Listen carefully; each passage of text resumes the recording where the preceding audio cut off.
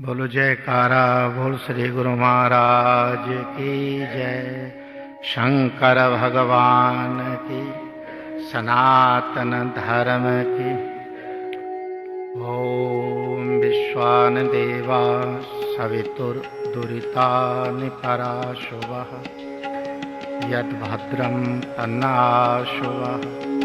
ओम शांति शांति शांति।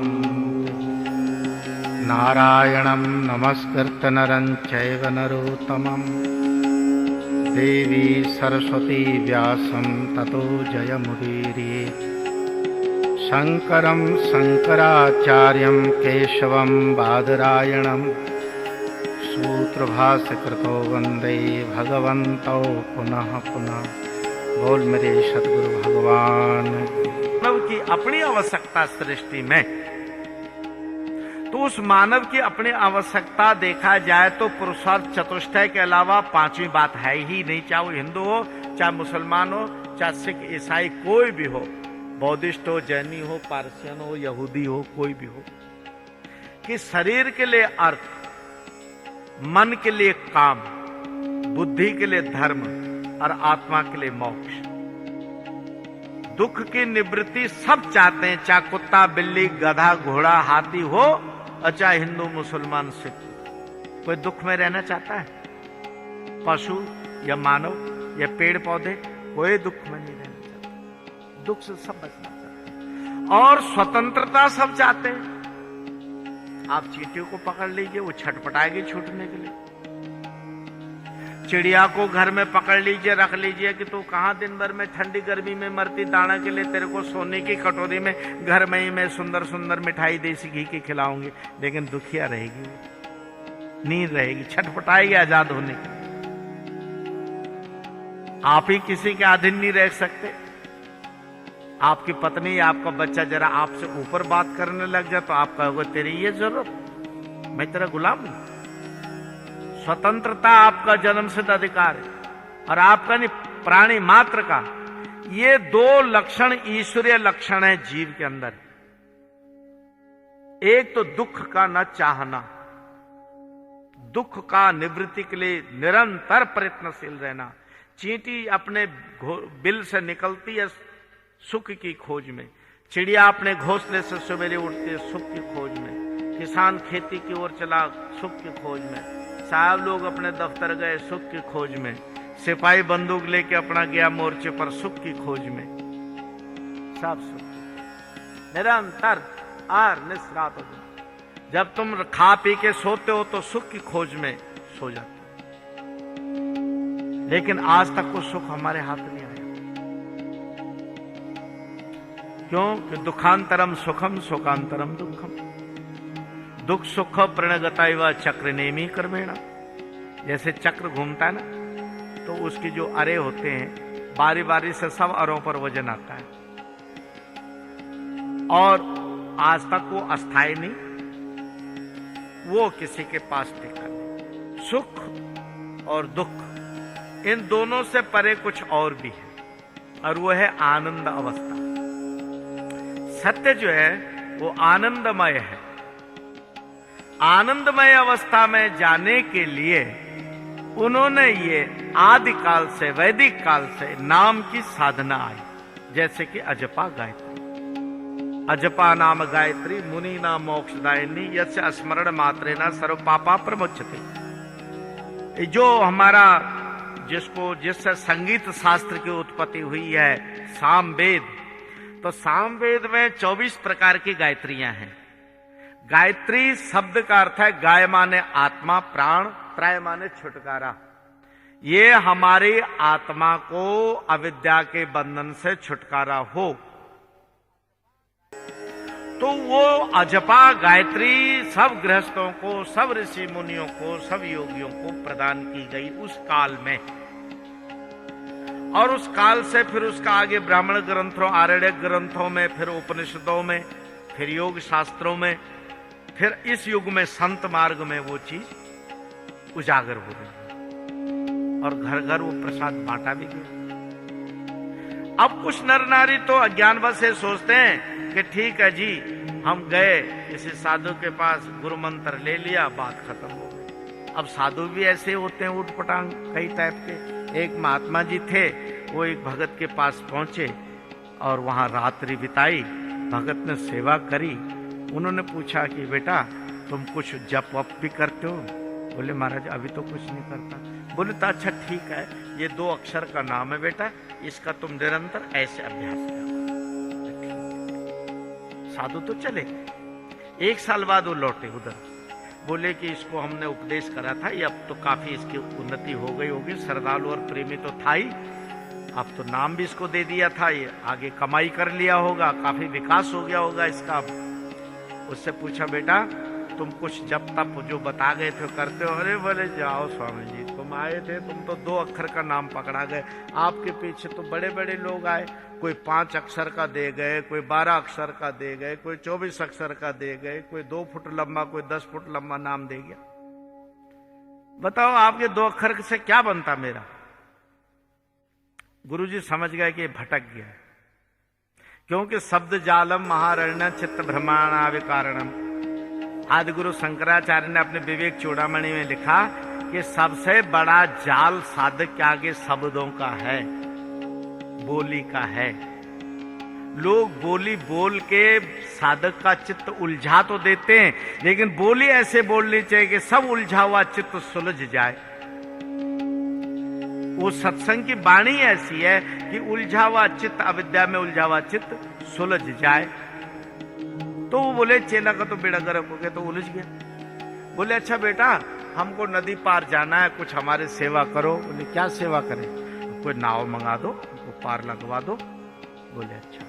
वो गया, एक नाव मंगाए, गुरुजी ने कहा ये छोटी है, दूसरी मंगाए, कहा ये बहुत बड़ी है, तीसरे मंगाए ये बहुत चौड़ी है, 5वीं मंगाए इसका रंग रोगन ठीक नहीं है, 6वीं मंगाए इसका मला ठीक नहीं, बहुत मोटा है, भद्दी सूरत का है।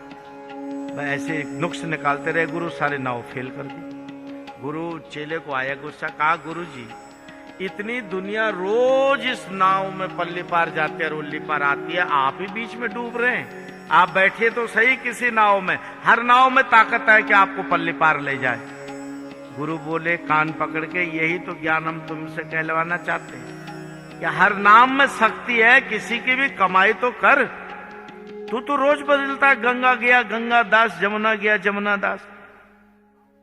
ये नहीं, अनन्य भाव से जो साधन बताया, अव्वल तो वो साधन होना चाहिए जो शास्त्र सम्मत हो, जो कभी अनंत काल से ऋषि मुनियों ने जिसका प्रतिपादन किया वो हो। बात वो सत्य होती है जो शास्त्र भी कहते हो, ऋषि मुनि भी कहते हो, आपका आत्मा भी गवाही देता हो। ये तीनों बातें जो मिल रही हो तो वो सत्य, उसको मानना चाहिए, उस पर चलना चाहिए। यहां पर कहा गया है कि यो शास्त्र विधि मुत्सर्ज वर्तते काम कारता नशा सिद्धि मवापनोति न सुखम न परांगतिम। जो साधक, जो गुरुमुख भक्त शास्त्र की मर्यादा का उल्लंघन करके मनमाना कर्म धर्म, मनमाना उपासना करते हैं, नशा सिद्धि मवापनोति, उनको कोई सिद्धि की प्राप्ति नहीं, न सुख है, न यश है, न कीर्ति है, न परांगति, कुछ भी नहीं। मानव को इस बात को समझ लेना चाहिए कि शाश्वत सनातन सत्य एक है, वो कोई 10-5 नहीं हो सकता। तो शरीर के लिए जहां तक अर्थ क्या है, ये आपका लौकिक धर्म है। ये हिंदू मुसलमान सिख ईसाई गाय भैंस घोड़ा गधा सबको 2 टाइम की रोटी, रोशनी, हवा, पानी ये चाहिए। अर्थ आपको भी चाहिए, मुझे भी चाहिए। अर्थ के बाद काम, मन का खुश रहना और शांत रहना ये आवश्यक है। एक धार्मिक को, एक साधक को कभी भी कुंठित मन से, चिड़चिड़े मन से, दुखी मन से नहीं रहना चाहिए, नहीं जीना चाहिए एक घड़ी भी नहीं। सता प्रसन्न मुखमिष्ट वाणी, हमेशा प्रसन्न चित्त और मीठे वचन। 104 डिग्री बुखार भी हो ना तो हंस के बोलना चाहिए। हाँ, मैं तो बुखार में भी हंसता रहता हूँ। कोई लोग कहते हैं तुम और रोग तो सह लेते हो, बुखार में ज्यादा रोते हो। मैंने कहा नहीं, रोते नहीं हो। प्रसन्न रहना, सता प्रसन्न। आध्यात्मिकता की निशानी है कि आप हर हालत में खाए हो चाहे ना खाए हो, प्रसन्न रहे आप, कुंठित मन न रखें। मन के लिए काम आवश्यक है। अब काम का मन की जो खुशी है, आप लोगों ने बातें दूसरी। अब काम का अर्थ आपने सेक्स लगा लिया, काम का अर्थ आपने ताश खेलना शुरू कर दिया, मन बहलाने के लिए टीवी देखना शुरू कर दिया, नॉवल पढ़ना शुरू कर दिया, सिगरेट पीना शुरू कर दिया, ड्रिंक करना शुरू कर दिया, क्लबों में जाने लगे, नाचने लगे, उल्टा सीधा काम करने लगे। ये ट्रीटमेंट है मन का। इस ट्रीटमेंट को आप देंगे तो आपका मन का विकास तो नहीं होगा, हरास हो जाएगा। जो बौद्धिक शक्तियां हैं उनका नाश हो जाएगा। तब मन के लिए जो काम है, वो हिंदू फिलॉसफी ये कहती है कि तुम्हारे अंदर में दिव्य गंध, दिव्य स्पर्श, दिव्य रूप, दिव्य रस है। और जिस दिन आप अपने अंदर के रूप को देख लिए, अपने अंदर की गंध को सूंघ लिए, अपने अंदर के दिव्य स्पर्श को जान गए, ये बाहर का सब वस्तुएं आपके लिए फीके हो जाएंगे। तो मन की काम, मन पूर्ण काम वहां पर होता है। पूर्ण काम, मन अपनी पूर्ण प्रसन्नता की प्राप्ति के बाद ही उसको शुद्ध मानवता का ज्ञान होता है। पागल मन से, विकृत मन से, मूढ़ मन से, उद्विग्न मन से कोई साधक नहीं हो सकता। जैसे ये बेवकूफ लोग करते हैं, भांग गांजा पी लिया, का हम समाधि लगाते हैं गांजा पी के। अरे मूड तो तूने वैसे कर दिया। मनुष्य के ब्रेन के जो 75,000 फाइबर का जो हिस्सा है इसका, तो उसमें से तो 75,000 कोष तो इसके सोए हुए हैं, 25,000 कोष जाग के काम करते हैं आपके ब्रेन के। 1/3 काम करता आपका ब्रेन। तब तो इतना तहका मचा रखा दुनिया में, कोई एटम बम लेके बैठा, कोई कुछ लेके बैठा, और इसका पूरा ब्रेन जगा दें तो जो अगोचर अव्यक्त है उसको देखने की इंद्रियां भी आपके अंदर हैं, लेकिन सुषुप्त हैं। वो योग के द्वारा वो जाग जाती हैं। और हमारे ऋषि मुनियों ने वो जगा लिए थे वो दिमाग के कोष, और उन्होंने बिना वेदशाला, बिना लेबोरेटरी के, बिना किसी चीज के, और सूर्य से पल्ले दूसरा सौर मंडल में क्या हो रहा है उसका गणित आज भी लिखा हुआ है। और प्रमाण लिखा इस बात के लिए कि दूतो न संचरते खे न चलंति वार्ता, न जल्पन्ति पूर्वयमिदम न च संयोगस्थम, माकास्थितम रवि शशि ग्रहणम प्रत्यक्षम, जानाति यो द्विजवरा सकथम न विद्या। उन विज्ञानियों की बुद्धि का कमाल था उस लोक में कि जब उनके पास दूरबीन नहीं थी, उनके पास कोई वेदशाला नहीं थी, कोई लेबोरेटरी नहीं थी, उनने प्रत्येक जड़ी बूटी का गुण धर्म निघंटु कल्पद्रुम नाम का ग्रंथ पढ़िए, उसमें प्रत्येक पत्थर तक के गुण लिखे हुए हैं। औषधियों में पत्थर जो काम आते हैं, चूने का पत्थर, बिस खपड़े का पत्थर, सिलिकेट का पत्थर, ये सब जिप्सम वगैरह के गुण, और सब चिड़ियों के मांस, जानवरों के मांस, सब पेड़ पौधों की जड़ बूटी, उनके छिलके और बीज का क्या क्या असर होता है।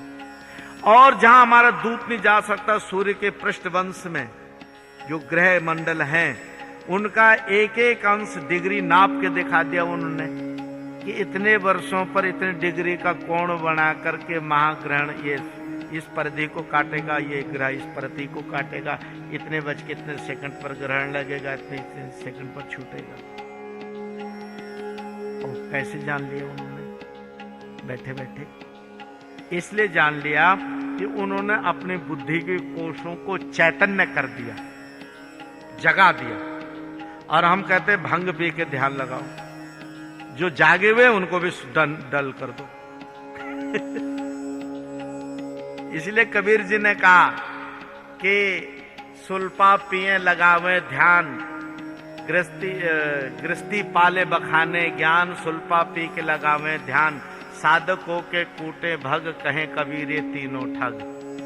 बोले कलयुग में ऐसे ठगों की पूजा होगी, गांजा पीने वाले, सुल्पा पीने वाले, शराब पीने वाले, ये सब जो जागी हुई बुद्धि है उसका भी नीचे करते।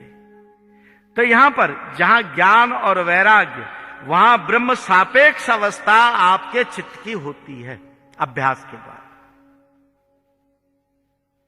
और ये मनुष्य को चाहिए कि वो जब मैं मान रहा हूं कि ये घड़ा मिट्टी का बना है, तो आप मिट्टी का घड़ा मानने में क्या दोष है आपको? कारण कार्य में व्याप्त है ही। ये जगत जो है कार्य है और ब्रह्म इसका कारण है। तो जैसे घड़ा कार्य है और मिट्टी कारण है, तो घड़े में कोई पूछे कि महाराज इसमें मिट्टी कहां पर है, तो जहां पर उंगली रखी है मिट्टी के अलावा दूसरी चीज ही नहीं है। तो कोई पूछे ये सृष्टि में कि भगवान कहाँ है, तो क्या कहें हम कि भगवान का इदम सर्वम खलमिदम ब्रह्म, ये जो कुछ भी है ये सब ब्रह्म ही तो है।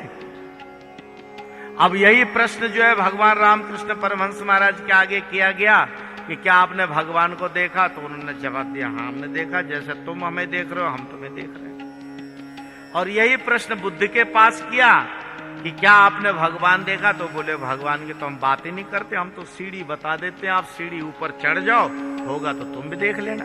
उनका उत्तर कुछ और था। यही प्रश्न महर्षि रमण से करा किसी ने, क्या आपने भगवान देखा? और उन्होंने कहा कि ऐसा कौन जीव है जगत में जिसने भगवान ने देखा हो, ले आओ पकड़ के मेरे पास। भगवान देखा तो सबने, लेकिन प्रतीति नहीं कर रहे। जब भगवान कहते हैं कि अर्जुन ममा प्रकृति रष्टधा, ये अग्नि आकाश वायु पृथ्वी जल मन बुद्धि और अहंकार, ये मेरी अष्ट प्रकृति है, मैं ही इन रूपों में विभक्त हूं। तो क्या आप जल में भगवान को सत्ता को मानते हैं कि नहीं? पृथ्वी और आकाश में क्यों नहीं मानते? और भगवान का अपना वचन है ये, आप कह रहे हैं वो। तो वहां पर ये कहते हैं कि ये तेरा जो मन है अत्यंत दुर्गम दुर्धर्ष दूर जाने वाला, अत्यंत तेरा अपना निज स्वरूप है। अगर इस मन को शिव संकल्प कर दे, शिव माने आत्मा, कल्याण, मोक्ष, आनंद, कई अर्थ हैं इसके। शिव शब्द का अर्थ यहां पर यह है कि कल्याण पथ पर मन को अग्रसर कर दे।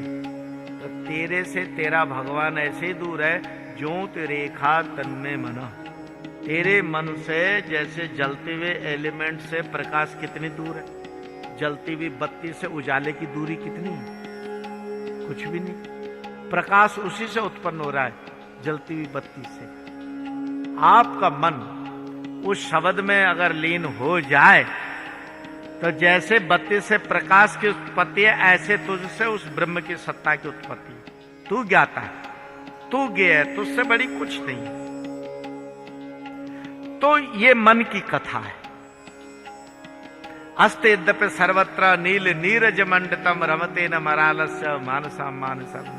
क्या अफसोस की बात है कि सब साधन हमारे पास है, मकान है, कोठी है, बंगला है, कार है, सब कुछ है, पुत्र पौत्र धन धान्य है, इज्जत है, मान बढ़ाई है, और मन अशांत है। तो अशांत क्यों है? उसको अभ्यास और वैराग्य की सीढ़ी का पता ही नहीं, और पता लगे और उसके अनुसार वो चले, तो यह लोक में वो अपने आप शांत हो जाए। मुक्ति जो है वो मरे पीछे नहीं है कि मरने के बाद किसी नदी को पार करना हो। मोक्ष यही है कि इसी जीवन में सेटिफाई हो जाओ, तुम्हारी आत्मा अंदर से आवाज दे, हाँ तेरा अब ठीक है। जब तक अंदर से ऐसा नहीं होता, तब तक बाहर से कहने सुनने से कुछ नहीं। इसलिए सज्जनों, ये मानव जीवन अति दुर्लभ है, बहुत दुर्लभ है। और उसमें भी ये घड़ियां, ये दिनों साहब के पुरुषार्थ से, इसके सिंह के पुरुषार्थ से आज का दिन आपसे मुझसे मिलने को हुआ, और थोड़ा समय आपके बीच में आए, अच्छी बात हो गई। मैं ये चाहता हूं कि ये बातें केवल कहने और सुनने के न हो, इनका सच्चा मूल्य तब है जब इनको जीवन में अपना लिया जाए। कुछ जितना आपका सामर्थ्य है, जितना आपका बस चलता है, जितना आप कर सकते हैं उतना। और ये विकार का जो संसार है, जिससे हम अपने बौद्धिक विवेक को भूल चुके हैं, पाने और अलग अलग करने की क्रिया भूल चुका वो हंस, उस विवेक को हम प्राप्त करें, ज्ञान वैराग्य की सिद्धि करें। ज्ञान वैराग्य और विवेक, ये तीन वस्तुएं बड़े इत्मीनान से अपने साथ रखो। सत्संग से इसकी प्राप्ति होगी, गुरु महाराज जी के सानिध्य में प्राप्ति होगी, और वहां से जो आपको प्रसाद रूप में नाम मिल जाए उसका निरंतर अभ्यास करो।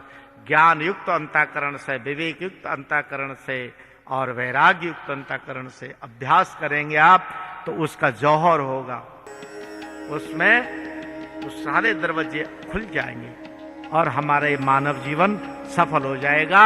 इतना ही कहकर आप सबको आशीर्वाद देते हैं।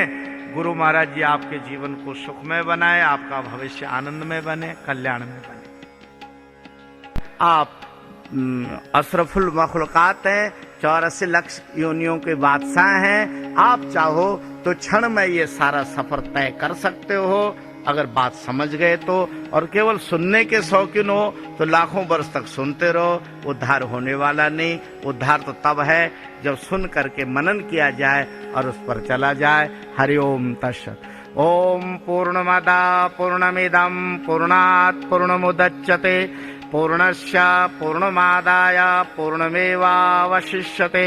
ओम शांति शांति शांति। बोल दयाल परमहंस महाराज की, नंगली निवासी भगवान की, नंगल बिहारी लाल की, परमपुरी सरकार की, जगत गुरु शंकराचार्य महाराज की, सनातन धर्म की, शंकर भगवान की।